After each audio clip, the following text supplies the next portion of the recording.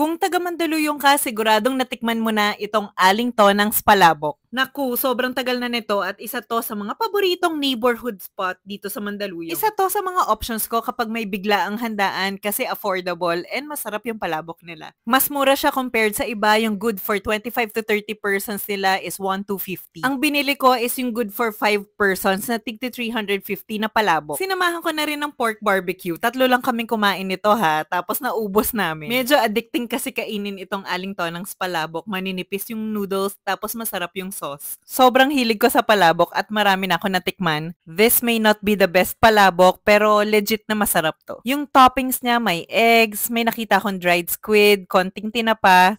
Hindi kasing generous sa toppings katulad ng mga ibang nagva-viral na palabok, pero masarap yung shrimp-based sauce nito. Nakailang dala na rin ako nito sa mga gatherings and maraming nagtatanong na bisita kung saan ko nabili itong palabok na to. Para sa akin kaya sikat itong aling tonangs kasi very tasty yung palabok nila and budget-friendly pa. Quality yung pagkain nila, simple lang yung store nila.